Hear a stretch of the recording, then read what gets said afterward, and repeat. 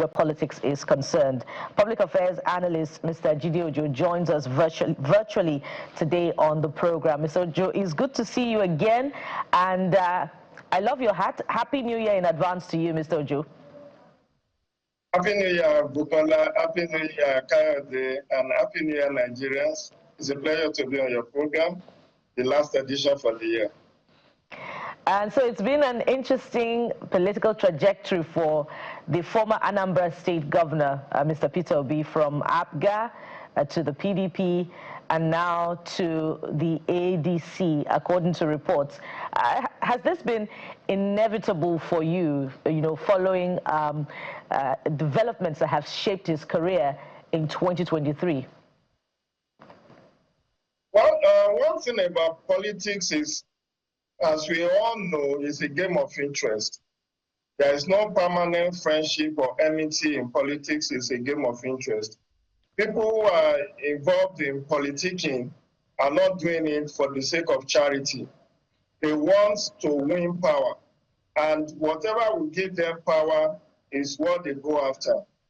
Peter Obi came like a meteor, a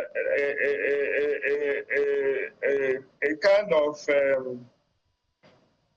probably unseen to the political scenario of Anambra way back in 2003 when he contested to be governor under the All Progressive Grand Alliance. Prior to that time, if anybody knows him, they know him as a banker, as a businessman, and a business octopus of sorts, but not at the national level. But he took Anambra by storm, won the election, even though allegedly it was rigged out.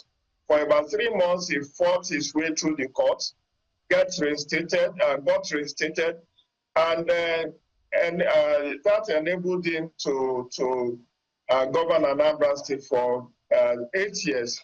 And after that, he tried to install a crony as a successor, which he did. Willie Obiano came after him. He was very influential and very instrumental to the emergence of Willie Obiano as a successor, because Willie Obiano happens to be, if I'm not mistaken, executive director of Fidelity Bank, where Peter Obi has interest. And at the end of the day, he got in there, but soon after they fell apart, and during the re-election of Willie Obiano, he decided to support another candidate to succeed Willie Obiano. Now he has moved to PDP, and he didn't succeed. Willie Obiano ended up doing 8 years. And from that moment on, Peter left PDP again, moved to Labour Party in May 2022, and contested the presidential election. Now, whether it's a right move for him to join ADC, the question is, why delay for 6 months? ADC was unveiled on July 2nd, 2025, and he had to get an ultimatum for him to defect or lose his chances for him to come up with a decision to defect today.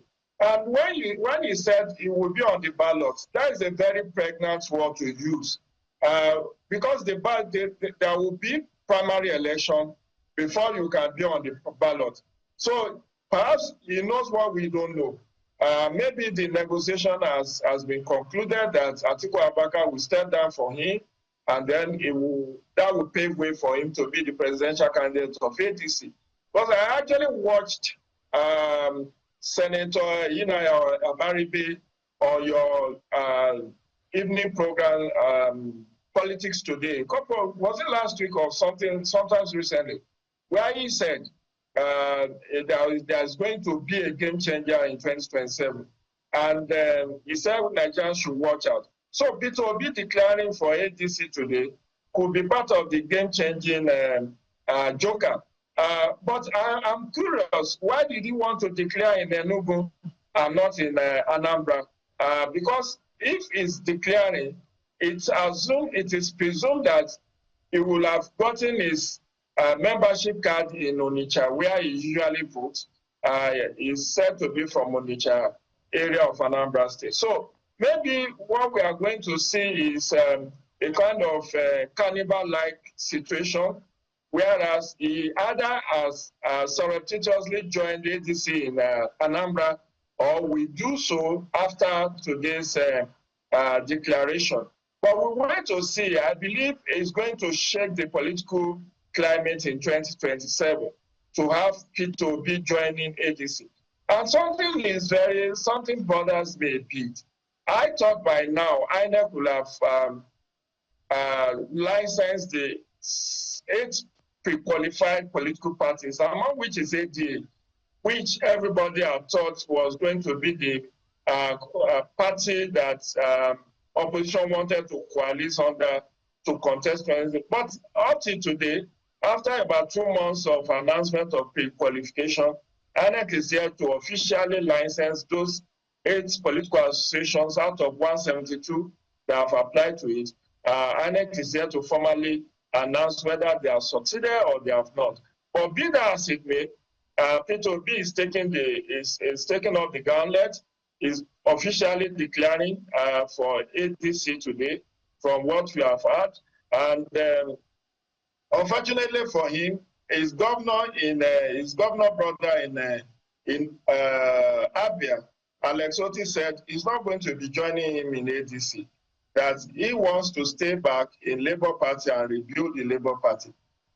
So we'll wait to see how many people will be officially joining ADC with P2B today. Maybe there will be some serving House of Reps, Senator, or even Governor among those who will be defecting to ADC. Because one thing that has happened, which I consider a kind of anticlimax, was that in the last 6 months of unveiling ADC, the party has not been able to attract any serving governor, senator, House of Reps, or even state House of Assembly member. All you hear is, oh, former this, former that, ex this, ex that has joined. So what are they afraid of? Is it that they don't have confidence on that platform of ADC as a vehicle that can lead them to political survival in 2027? But all of that may be about to change when Peter joins ADC later today, if what we are hearing is anything to go by.